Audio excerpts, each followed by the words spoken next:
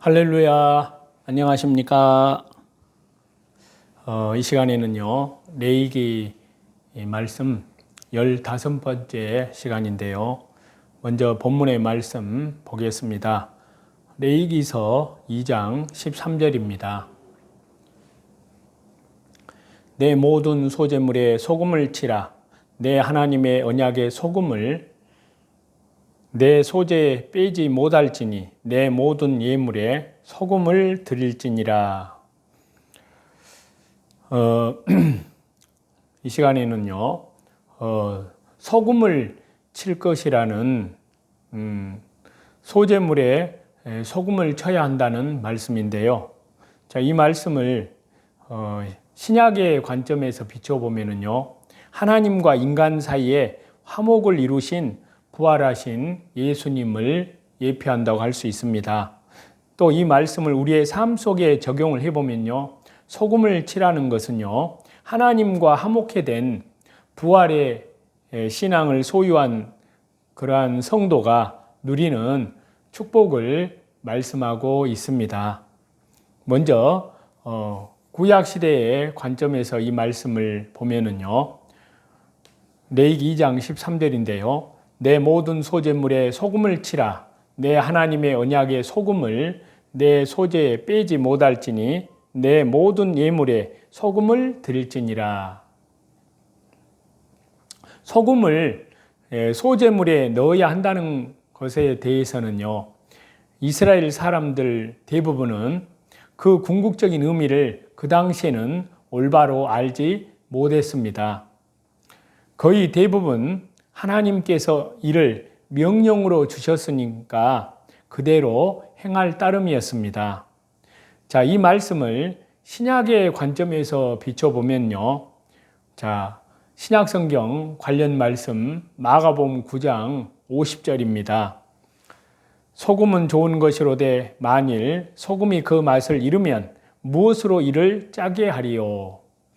너희 속에 소금을 두고 서로 화목하라 하시니라. 소재물에 소금을 칠하는 것은요, 하나님과 인간 사이에 화목을 이루신 부활하신 예수님을 뜻하는데요. 소금은 맛을 내게 할 뿐만이 아니라 변치 않는 특성을 갖고 있습니다. 썩지 않고 부패하지 않게 하는 것이 소금인데요. 이러한 면에서 소금 자체가 예수님을 상징한다고 할 수 있습니다. 구약 성경에 보시면요, 소금 언약이란 표현이 두 차례 나옵니다. 구약 성경 민수기 18장과 역대하 13장에 나오는데요. 언약은 두말할 나위 없이 예수님을 뜻하는 것입니다. 더욱이 소금이 변치 않고 부패하지 않게 한다는 것을 감안을 한다면요, 소금 언약은 더욱더 부활하신 예수님과 연결이 된다고 할 수 있습니다. 이 사실과 또 마가복음 9장 50절에 아까 읽은 그 말씀에서요, 너희 속에 소금을 두고 서로 화목하라 그랬는데요. 이 말씀은 부활하신 예수님으로 인해서 우리에게 완전한 화목이 이루어졌음을 의미한다고 할 수 있습니다. 즉, 예수님께서 부활하심으로 하나님과 인간 사이에 완전한 화목을 이루셨음을 뜻한다고 할 수 있습니다. 그래서 신약성경 에베소서 2장 14절과 15절을 보시겠습니다.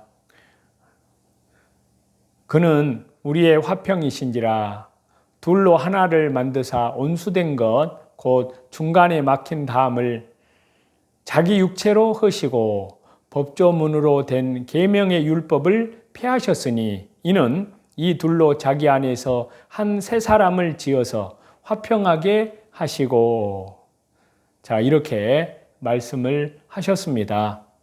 자, 소재물에 소금을 빼지 말고 소금을 칠하는 이 말씀을 우리의 삶 속에서 성도들의 삶 속에 적용을 해보면요. 거기에 관련된 말씀이 신약성경 로마서 5장 1절과 2절인데요. 그러므로 우리가 믿음으로 의롭다 하심을 받았으니 우리 주 예수 그리스도로 말미암아 하나님과 화평을 누리자. 또한 그로 말미암아 우리가 믿음으로 서 있는 이 은혜에 들어감을 얻었으며 하나님의 영광을 바라고 즐거워하느니라. 자, 부활을 뜻하는 소재물에 소금을 넣는 것은요. 자, 이 말씀을 우리 성도들의 삶 속에 적용을 해보면요. 예수님의 십자가의 죽으심과 부활로 인해서 부활의 소망, 부활의 신앙을 소유한 성도들이 하나님과 화목해 된 축복을 누리게 되었음을 의미한다고 할 수 있습니다. 여기 로마서 5장의 말씀에서 예수님으로 말미암아 화평을 누리자 이 말씀과 마가복음 아까 9장 50절에 너희 속에 소금을 두고 서로 화목하라 이 말씀과 그리고 레위기 이 본문 레위기 2장에 내 모든 번제물에 소금을 치라 이 말씀은 다 같은 말씀이라는 사실입니다. 예수님의 십자가의 죽으심과 부활로 말미암은 이 화목의 축복을요 누리게 되었음을 확인하고 또 믿고 믿음으로 신실하게 확신하고 누리라는 그러한 말씀입니다. 이제 이번에는 첫 이삭을 볶아서 찌을 것을 말씀하시는데요. 자, 레위기 2장 14절에 그 말씀이 나옵니다. 너는 첫 이삭의 소재를 여호와께 드리거든 첫 이삭을 볶아 찌은 것으로 내 소재를 삼되. 자, 이 말씀을 구약의 관점으로 보면요. 첫 이삭을 볶아서 찌은 것으로 하나님께 드려야 됩니다. 자, 이 말씀을 신약의 관점으로 비춰보면요. 바로 십자가의 죽은 자 가운데에서 부활하신 예수님께서는 부활의 첫 열매가 되셨다는 사실입니다. 그래서 부활의 첫 열매가 되신 예수님을 예표한다고 할 수 있습니다. 그리고 첫 이삭을 볶아서 찢는다는 이것은요, 우리들 성도님들 삶 속에 비춰보면은요, 바로 십자가의 죽은 자 가운데서 부활하신 부활의 축복을 생명의 부활의 축복을 받을 구원받은 말씀과 성령으로 거듭난 또 회개에 합당한 열매를 맺는 그러한 성도들을 예표한다고 할 수 있습니다. 먼저 구약시대의 관점에서 비춰보겠습니다. 레위기 2장 14절 말씀을요. 너는 첫 이삭의 소재를 여호와께 드리거든 첫 이삭을 볶아 찌은 것으로 내 소재를 삼되. 첫 이삭은요, 땅의 모든 소산물을 대표한다고 할 수 있습니다. 그래서 이것을 소재의 예물로 하나님께 드리라는 것은요, 모든 소유, 또 소득, 또 소산에 대한 하나님의 절대 주권을 인정하는 의미를 지닌다고 할 수 있습니다. 이스라엘은 이 의미와 이 헌신을 기본으로 하는 제사의 의미를 헤아려서 소재를 드려야 했던 것입니다. 자, 첫 이삭을 볶아 찌으라는 것에 대한 이 말씀의 신약적인 관점에서 그 신약의 의미를 살펴보면은요, 이와 관련되는 말씀을 찾는다면은요, 신약성경 고린도전서 15장 20절에서 21절 말씀인데요. 자, 거기에 보면은 그러나 이제 그리스도께서 십자가의 죽은 자 가운데서 다시 살아나사 잠자는 자들의 첫 열매가 되셨도다. 사망이 한 사람으로 말미암았으니 죽은 자의 부활도 한 사람으로 말미암는도다. 자, 이렇게 말씀을 하셨는데요. 자, 소제를 드릴 때 첫 이삭을 드리는 것은요, 주 예수님께서 십자가의 죽은 자 가운데서 장사 지낸 바 되셨다가 무덤에서 부활하심으로 잠자는 자들의 첫 열매가 되신 그 사실과 연결이 됩니다. 사실 제사의 첫 열매를 드린다는 것은요, 이방의 종교라든지 예를 들면 이방 종교의 우상의 이름인데요. 그때 당시에 섬겼던 몰록이나 다곤 우상, 바알과 같은 이런 아주 저급한 우상을 섬기는 종교에서도 그 당시에는 있었다는 것입니다. 우리는 첫 열매를 드림으로 구약의 관점으로만 보고 넘어가서는 안 됩니다. 이 말씀을 이제 신약시대의 관점에서 복음의 의미에서 예수님과 반드시 연결을 시켜야 합니다. 이 소재 규례의 궁극적인 실체는요, 잠자는 자들의 첫 열매로 십자가의 죽은 자 가운데서 부활하신 예수님이십니다. 그래서 그 예수님으로 뚜렷하게 드러나게 된다는 그러한 말씀인데요. 주 예수님께서는 실로 참으로 첫 열매가 되신 그러한 분으로서요, 자기를 하나님께 드리시는, 성자 하나님께서 성부 하나님께 드리시는 거룩한 소제물이 되어 주셨습니다. 이제 첫 열매가 드려졌기 때문에요, 다른 모든 열매, 즉 예수님께 속한 자들과 또 예수님을 믿는 자들과 예수님과 한 몸된 교회도 다 예수님과 더불어서 부활하게 됩니다. 생명의 부활로 다 부활하게 된다는 그러한 말씀입니다. 이 깊은 의미, 또 이 영광스러운 은혜로운 진리가요, 첫 이삭을 소제물로 삼는 규례에 담겨 있다는 것입니다. 이제 이 말씀을 이제 우리들 삶 속에 적용을 해보면요, 그와 관련되는 말씀이 고린도전서, 신약성경 고린도전서 15장 23절입니다. 그러나 각각 자기 차례대로 되리니 먼저는 첫 열매인 그리스도요, 다음에는 그가 강림하실 때 그리스도에게 속한 자요. 자, 이렇게 말씀을 하고 있는데요.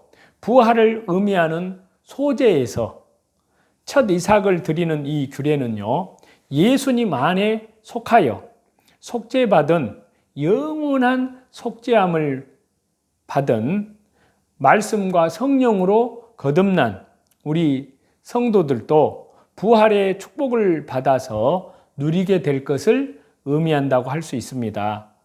첫 열매인 그리스도께서 부활하셨기 때문에 다음에는 그분께서 강림하실 때, 예수님께서 재림하실 때 그리스도께 속한 우리들, 성도들이 부활하게 된다는 사실입니다. 이 영광스럽고 축복된 약속은요, 반드시 성취됩니다.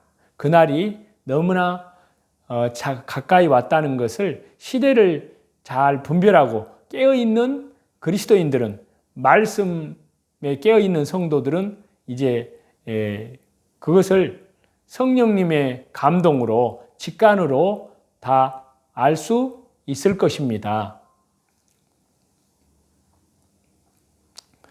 그래서 오직 우리는 이 약속이 이루어질 날을 고대하면서 간절히 소망하고 사모할 따름입니다. 그래서 거기에 관련되는 말씀이요, 신약성경 고린도후서 5장 1절과 2절인데요. 만일 땅에 있는 우리의 장막집이 무너지면 하나님께서 지으신 집, 곧 손으로 지은 것이 아니요 하늘에 있는 영원한 집이 우리에게 있는 줄을 아느니라. 참으로 우리가 여기 있어 탄식하며 하늘로부터 오는 우리 처소로 덧입기를 간절히 사모하노라. 자, 레위기 2장의 아까 그 본문에서요, 소재에 담겨진 이 진리, 이 위대한 부활의 진리, 부활의 소망을 우리는 깨닫게 됩니다. 바로 형언조차 할 수 없는 이 놀라운 진리, 이 말씀, 이 은혜로운 소망의 말씀을 첫 이사 또 곡식을 빻아서 무교병으로 누룩 없는 떡으로 만들어 드리는 이 제사에 담아 보이신 하나님의 깊으신 뜻을 우리는 헤아릴 수가 있습니다. 뿐만 아니라 오늘도 부활의 생명을 가슴에 안고 열매 맺는 삶, 하나님께 온전하고 순전하게 드려지는 삶을 살아가시는 저와 여러분이 다 되시기를 우리 주 예수 그리스도 이름 받들어 간절히 축원합니다. 찬송 드리시겠습니다. 찬송가 347장입니다. 찬송가 347장인데요.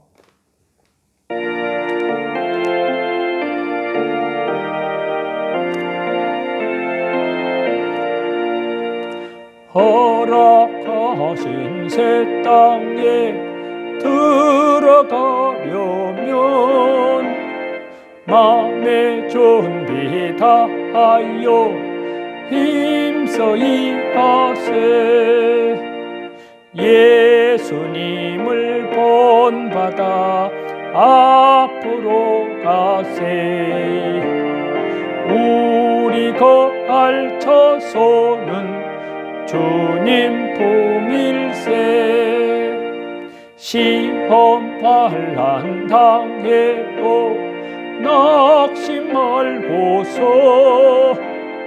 마음의 걱정 버리고 힘써이 하세. 예수님을 본받아 앞으로 가세. 우리 거할 처소는 주님 품일세.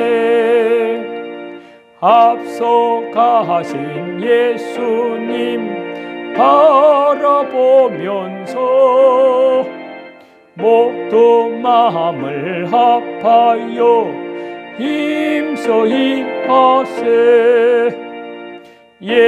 예수님을 본받아 앞으로 가세. 우리 거할 처소는 주님 품일세. 일할 곳이 아직도 많이 있으니 담대하게 나가서 힘써 일하세. 예수님을 본받아 앞으로 가세. 우리 거할 처소는 주님 품일세. 모든 존귀와 영광과 찬양을 우리 성삼위 하나님께만 돌립니다. 감사합니다.